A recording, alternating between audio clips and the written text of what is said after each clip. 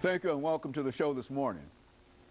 The topic this morning is the Freedom Rides, and we have a participant in the Freedom Rides that occurred in May of 1961, Mr. RPatton. And of course, Mr. Patton, let me welcome you to the show this morning. And thank you. It's good to be here. And to tell you how delighted we are to have you here, Mr. Patton, and to talk about one of the events in American history that very, very few people are aware of, and to know that you actually participated in these so-called Freedom Rides during that period in 1961. And we want to talk about that and to give our audience some impressions in terms of some of your experiences there. But before we do that, Mr. Patton, let's have you to talk about your background, your education, and some of the things that were important in your life that eventually led you to where we are today. Okay, well, I'm a Nashvilleian, born here in Nashville, Tennessee. I attended the public school here, head school, Old Head, then over to Fort Greene, Pearl Elementary, and then into Washington Junior High, Pearl, and on to Tennessee State. And I was a music education major and played, I'm what you call an aristocrat. A member of the aristocrat band. Aristocrat band in the percussion section under the tutelage of Frank T. Greer. Good. And they don't make them like that anymore. I know, good. They don't make them like that anymore. Mr. Greer. Yes. From there, of course, in the 60s, late 50s, we started with the sit-ins. And I was a participant in the sit-ins. I was one of the few that did not get arrested in the sit-ins. I attended all the workshops and basically was a runner in the sit-ins. When they would fill up the counters and they'd take them to jail, then I was one of those persons that would go back to the church or and let them know that we needed more people to sit in. And participated in that and all the way up to the Freedom Ride.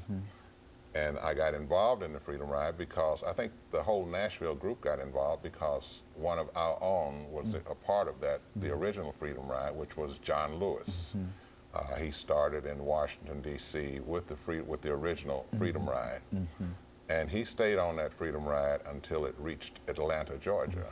And after that, he got off because he was had taken some classes to go to the Foreign Service. And that's how he missed that Anderson or Birmingham. I don't know exactly which bus he was on, but we were monitoring the Freedom Ride from the beginning, from Washington, D.C., which started on May 6th. And so John came back to Nashville. And as you know, the burning of the bus and the incident in Birmingham, that happened on Mother's Day, May 14th. And I guess John decided not to go to the Foreign Service. He had passed all the tests, had his airline tickets and everything. And he was a part of the first group to leave Nashville. Now, you might ask, why would you take part in the Freedom Ride when the person, Jim Farmer, who was one who set up the Freedom Ride, who put this whole thing together, advised the Nashville group not to continue because of the burning of the bus in Anniston and the incident that happened in Birmingham where they picked up one of the riders and just threw him to the back of the bus, and he is paralyzed today.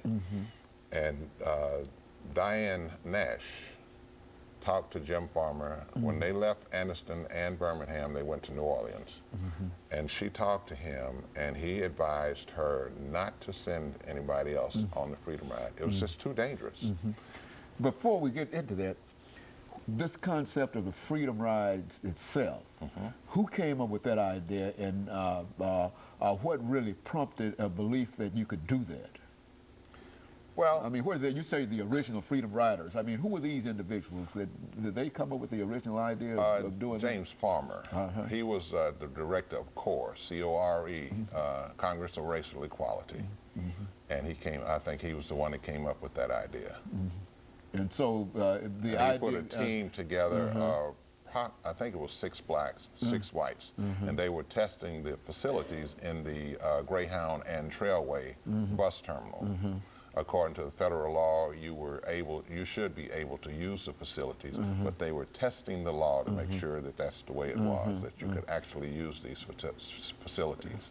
And there was quite a bit of opposition at all of it throughout in reference to this. Well, the opposition came, I think, as we know, in Anniston and Birmingham. Okay, and I tell you what we'll do, Mr. Patton, we're getting ready for our first commercial break.